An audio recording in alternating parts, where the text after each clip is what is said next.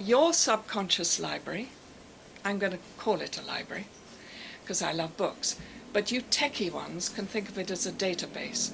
Am I right? You know, database that has files in it, millions and millions of files.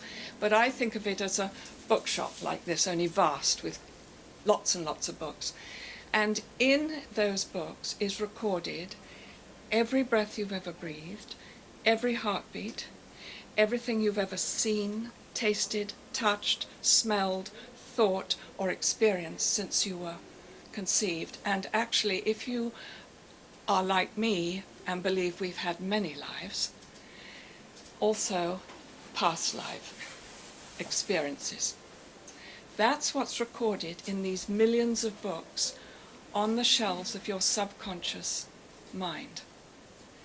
Now, I, Sophia's practitioner, do not have a clue which book to pull off the shelf. I don't know the chapter, I don't know the page. But you do. Suppose you're my client. You do know. And you are the only person on the planet who knows.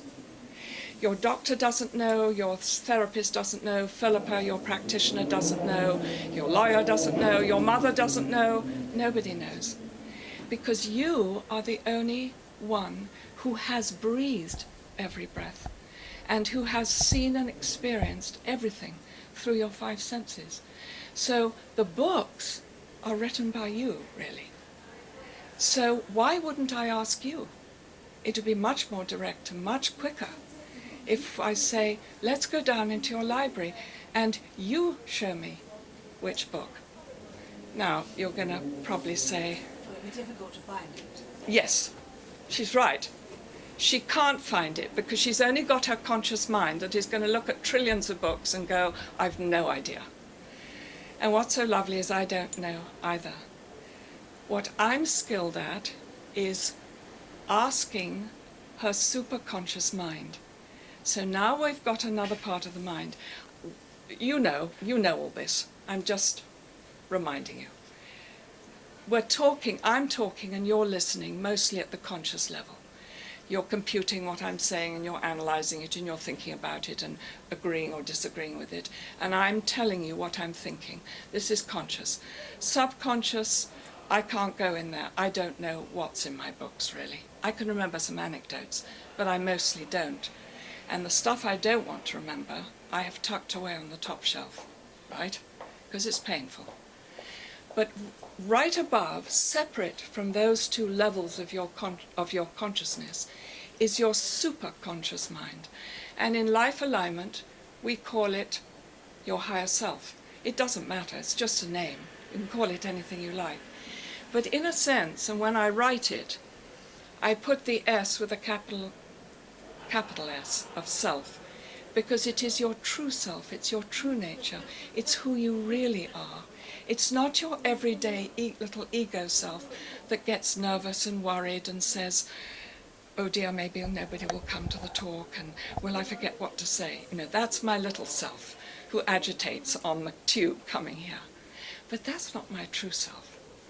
So in life alignment, we're bringing us home, back into alignment with our true self, that if we lived more continuously from our true self, we would feel stronger, we wouldn't feel afraid or jealous or upset or easily thrown.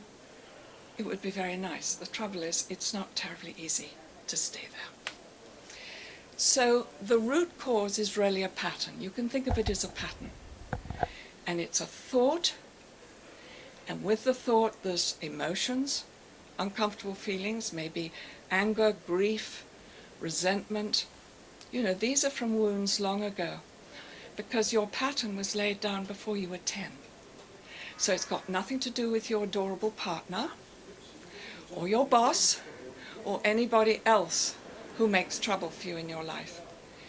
Because it was you trying to adapt to the dynamics in your family. That's where the pattern got laid down.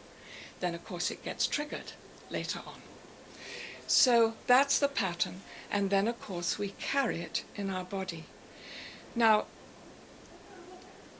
what's different about this work and why I'm so passionate about it, I'm now going to say that before we look at how do we go into the library, how does this practitioner, if you were having a balance with, and there's lots of practitioners in here, if you were having one, how would you find what you're looking for? But before that, I want to understand that life alignment is a gift. It's been brought to all of us if we want to use it to change our lives more swiftly. And it was brought to us by the most extraordinary South African-born healer called Jeff Levin. And his story is quite extraordinary, and it's in both books. So I can't, it would take a lovely hour to tell you. But just to know that really, in my experience, and I've met many, many great healers and spiritual teachers, there are very few healers walking this earth of his magnitude. And if you met him, you would find the most humble, most loving, very funny, very sweet, incredibly kind, generous-hearted man. But his healing powers are extraordinary. And he was a healer really as a child. He's always had it. But in his early 20s or so, he learned to channel. Someone said, we have to, because you've got this gift. And years later, after he'd been an architect for a long time and a healer on the side and become a naturopath and trained in just about everything you can think of to do with healing and spiritual things, he one day felt drawn to go and sit in meditation pretty much for a whole day. He just sat and sat and sat. And that evening, something opened up, and this information started channeling in through his conscious mind. And that was the first very tiny bit of life alignment. And it's so vast in scope that it really had to be given to him in pieces over 20, 25 years. They'd give him about one piece a year, and then he would turn it into a module that he could teach, so people like me could do it as a life and as a job, and some other people. I don't actually teach, but we have teachers here. So this is his gift. He has brought this in, piece by piece, over more than 20 years. And he flies the world generously, exhaustingly, healing and teaching and giving workshops and so on. I'll come back to him a little later. So, how can we access this information that is going to move things on? What's useful is to remember that you have lots of bodies. It's very tempting to think you've got one body, because that's the body you can feel and you can touch it, and it's either well or not well, and you can see it and so on. But it's only one body. It's actually your guest house, and you're going to leave it one day. But you've got lots of subtle bodies, and you can't see them, touch them, feel them. You've got your etheric body, you've got your emotional body where you feel, you've got your mental body where you're thinking and having ideas and so on, and then you've got your spiritual body, your soul, and so on and so forth. So, in our work, we know that it is in the subtle bodies that the problem is lying. And we thank Einstein for this. It's not that he was the first person to say this, but he said it very clearly years ago. I don't quite remember when.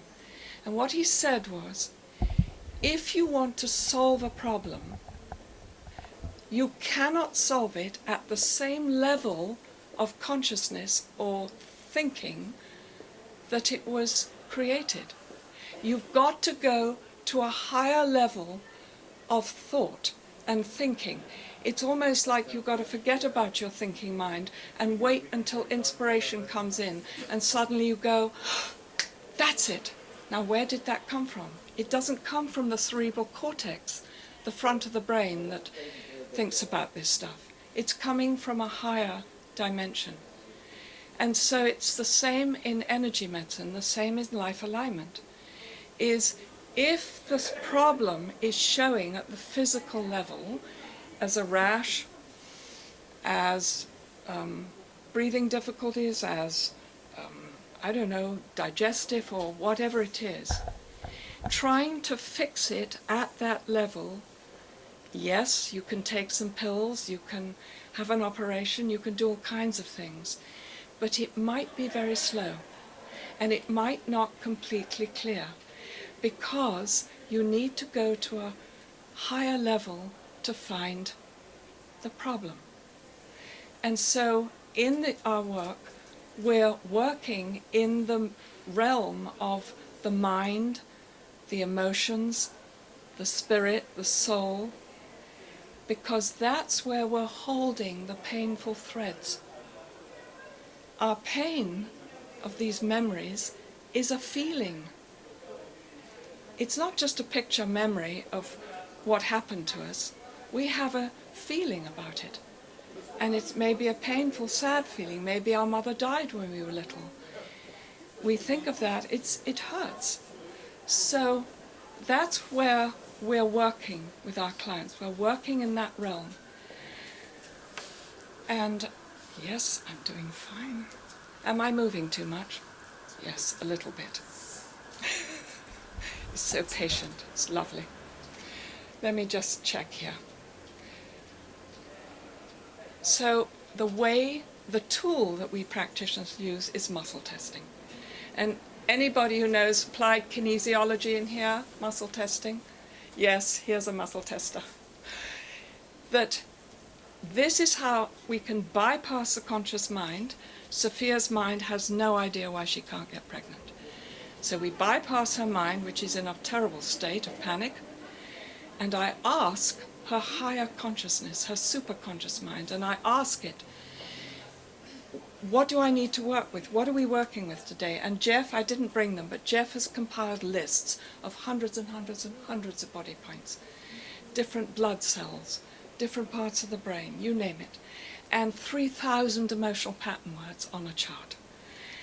And by muscle testing or dowsing with a pendulum, which is the same thing, I can scan these lists, and Sophia's higher self, she's not talking, she's lying on the table being quiet. Her higher self is telling my higher self, no, it's not in that column, no, it's not those blood points, no, it's this, it's her left kidney, it's that part of her brain, it's this, it's her bones, whatever. And I gather the data, and then I come back to her. I mean, I'm just working at a table. Then we work. And we're working with is we're changing the story. We can't change the story that her mother was very angry and beat her and frightened her. That's her history. We're not saying it didn't happen.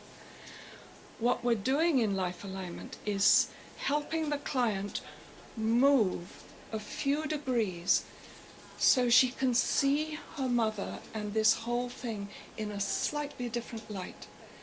And when she sees her mother, who suffered in her childhood during a war, suddenly she sees where her mother's rage comes from. And the heart starts to open and the compassion comes. And when the feeling changes from hatred and fright to a more compassion and understanding, guess what happens to the body? What do you think the cells do? They expand and breathe, and they take in more oxygen, and now they can function better. Now, I am using my hands. The energy doesn't come from Philippa, of course, it comes through my hands, because it isn't enough just to change her view of this terrifying story, or her feelings. We actually need to change the vibration of this memory that is locked in her cells. It actually is held in the membrane around each cell. That's where the trauma is. And the way you change a vibration of energy, you use the same material. You use energy.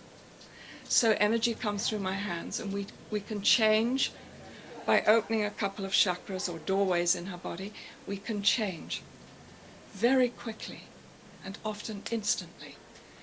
The body goes, oh, right, we can breathe now. And it starts to function differently. So that's really what we're doing in this.